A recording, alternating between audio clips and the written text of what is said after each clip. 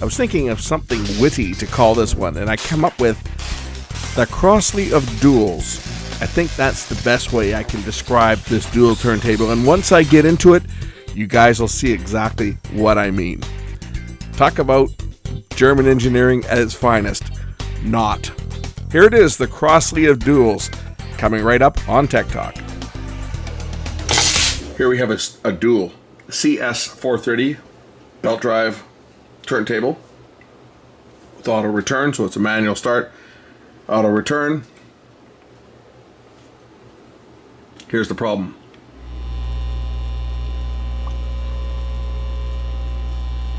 It's humming. You know why it's humming? Because it doesn't know the words. That one never gets old. Yeah, this one's got a AC hum, so that's saying it's got a grounding problem. That's telling me right there it's got a grounding problem even without playing any records. Let's just see whether it's a problem with the cable coming out of the back of it and see whether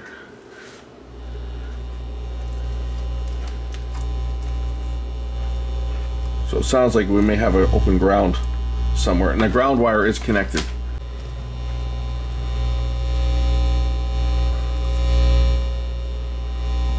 So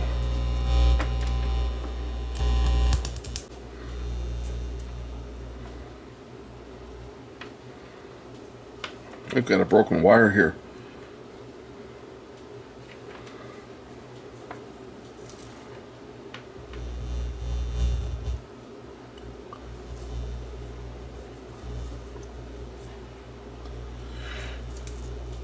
Well, it definitely sounds like it's a problem in the audio output cable, because as I move the cable it tends to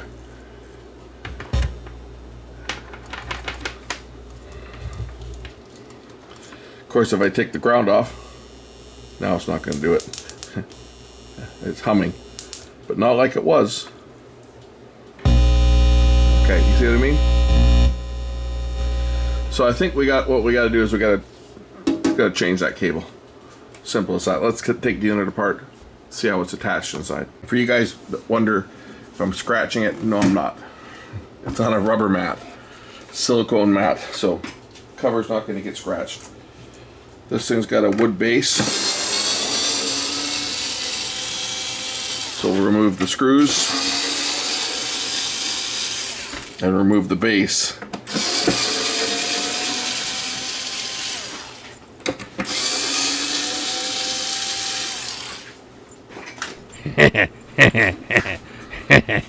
Are you ready for this? I'm kind of speechless.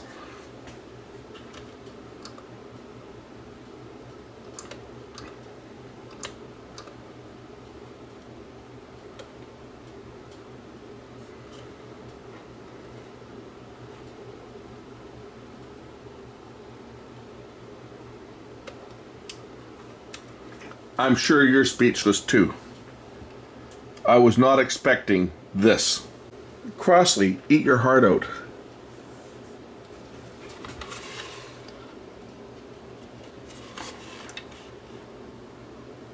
Look at that.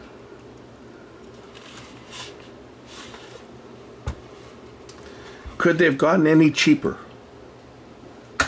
Plastic? Really? A plastic subplatter. I'm sure they marketed this as some, you know, high-tech carbon fiber or something, but in the end, that subplatter is plastic. Sorry, they dropped the ball on this one. At least I've got one. This actually came off another dual turntable where one of the pins got broken off where it plugs onto the inside of the unit itself. So this part of the cord is fine.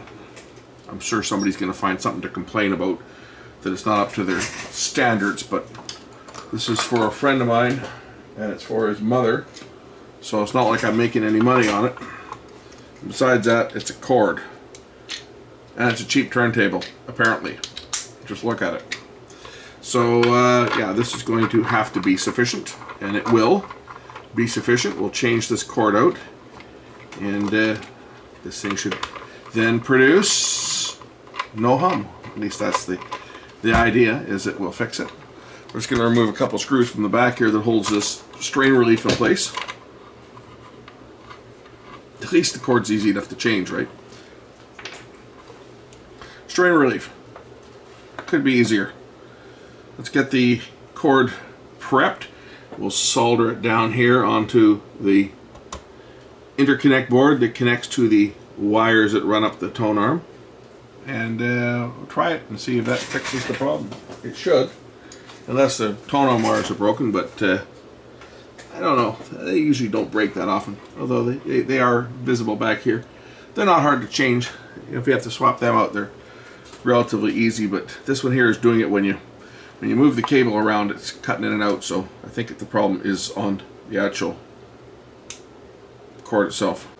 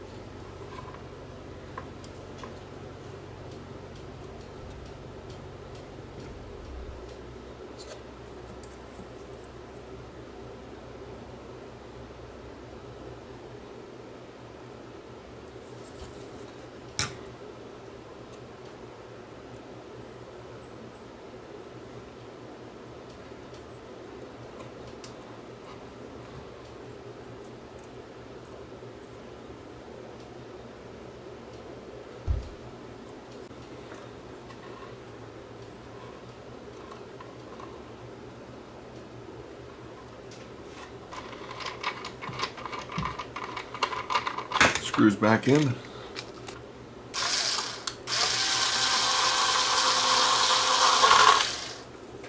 Okay, let's plug back in. I don't hear any humming. I do hear my needle if I touch it. There, I think we've probably fixed this one. I got the volume cranked up almost all the way. Let's put this one back together and test it. I think we've probably got the problem solved on this one. We open up the top, you can probably see what's going on better. We have to kind of get this in like this, over top of the arm without hitting anything. I got the needle guard down to protect the needle. Okay, that drops in place like that. And then turn it over to put the screws back in. And then the platter sits on top. Nice mechanism, huh? Oh, the Germans will be proud. From the looks of things, somebody put this together wrong because there's two sets of holes in here. Somebody, when they first assembled this thing, didn't get the holes lined up. And they started screwing it down into basically drilling new holes into the cabinet. But I think I've got it now. So I can drive the screws in.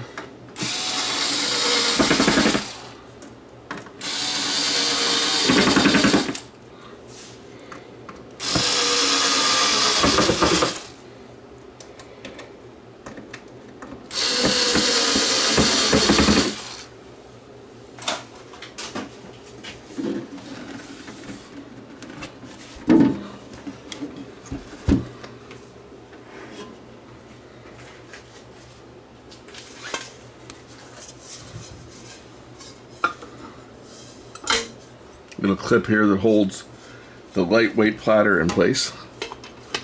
Gotta love it.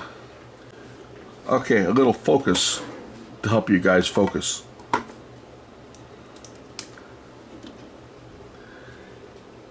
Huh. It does have a cueing arm.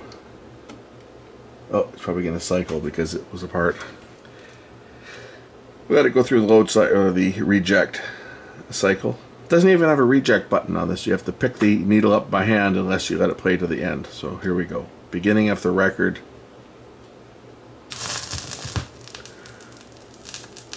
No hum.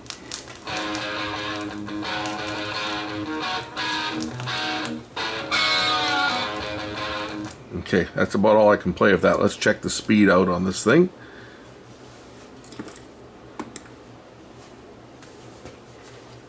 With my RPM speed tester. If I can remember where I stored it on here. There we go, RPM speed tester. Looks a little slow to me. That's okay. We have signs everybody put out in front of their house advertising the speed, and then they had the slogan, "We're a little slow down here." And then someone raised the stink, and they've changed them all to, "We prefer life in the slow lane now." Got to be politically correct, right? This thing is going a little bit slow. 31.7. That is a little bit on the slow side. You know, they stamped "Made in Germany" over this ink like something they should be proud of. This is an embarrassment. This is not what I expected a Duel to look like.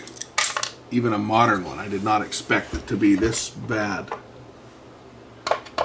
But there should be a motor speed adjustment on here somewhere. On the bottom of the motor, perhaps. Because the speed is wrong. Maybe I should just stop while I'm ahead and not bother to try and get the speed right on this thing, because after all, it is the Crosley of duels, that's for sure. I'm sure there's people that are nodding right now when I compared this thing to a Crosley, but I'm sorry, but there's a reason for comparing this to a Crosley. Here is the speed control right down here. This controls in the bottom. As you can see, there's no way to adjust it other than take the thing apart and tweak the high and the low speed. It's got a switch on here that switches between low and high speed, and yeah, we're gonna have to hang this thing over the edge of the bench, I guess, and try to adjust the speed and kind of get it somewhat. Look at that plastic gear on this thing here. I mean, really good quality Duel. Okay, well, we'll see if I can adjust the speed on this thing. I'm not holding my breath that I'm going to get it much better, but we'll try. We'll bring it off to the edge of the bench here and kind of hang this thing off the side so that I can try and adjust this unit. Get the speed somewhat, well, somewhat close to 33 1/3. I guess my phone can sit on there. Gotta mark which control is which. Which one am I going for? I'm going for, I think it's the one closest to me. Yeah, the one closest to me for 33.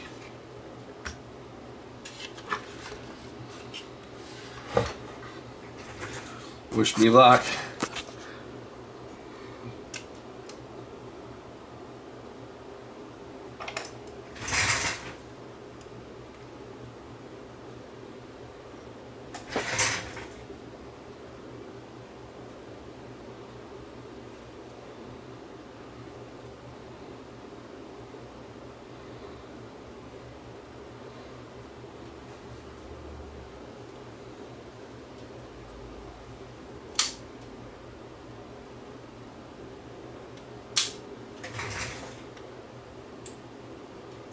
I don't know if I'm doing anything at all in this motor. Got the screwdriver in there, but it doesn't seem to be turning anything.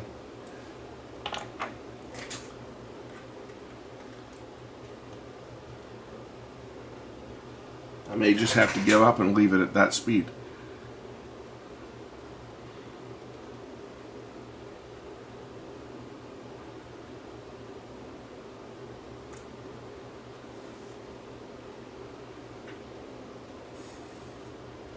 Lots of torque, so it's not the belt. Though I'm sure that that belt, the way that that belt is vibrating there, is probably creating a fair bit of rumble. You can see it. See the belt vibrating?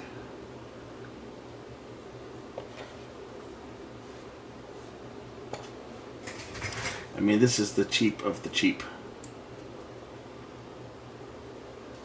And not in a good way.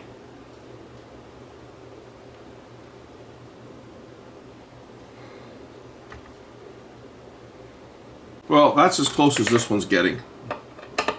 I know that somebody's not going to be happy, but there's not really any adjustment on this. The controls don't appear to do anything at all. Like as in absolutely nothing.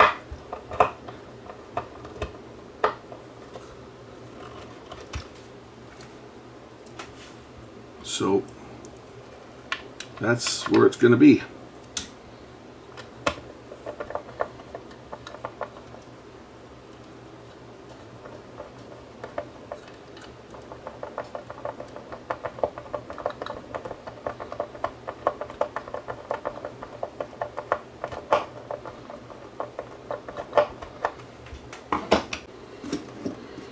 Cabinet's back on.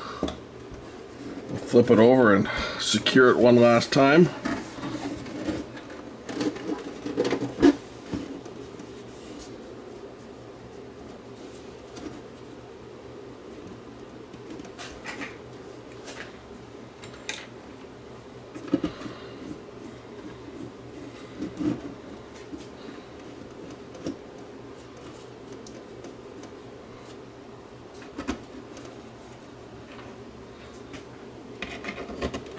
Well, it's going to have to be close enough, because that's all this will do. There's no adjustments that at least seem to work for this one.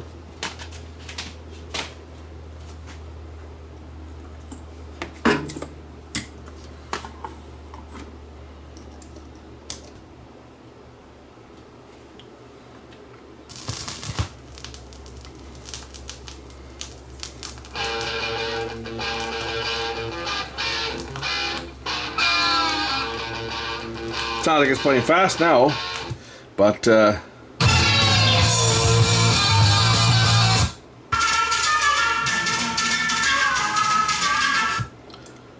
certainly sounds like it's going fast.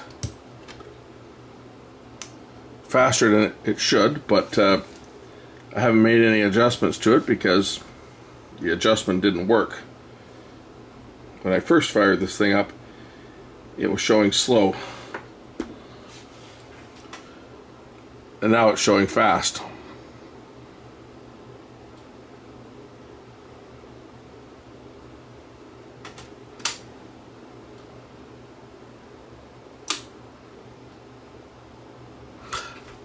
That's just the way the motor is. Maybe it was going a little slow before because it had been sitting around for a while, and now the bearing is freeing up a bit and it's going a little faster. But oh well, it was humming, as you can hear.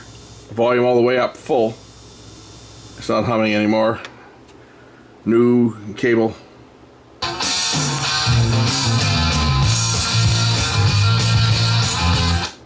It's working. Oops. Another scratch in my record. Not that this record doesn't have a bunch of scratches in it. This came from my cable TV days. We used to use this music for theme musics for programs, believe it or not. That's what we used. Oh, a lot of this Focus stuff was used for theme musics for different programs. Anyway, that's it. Thanks for watching. Catch you in the next one. Bye.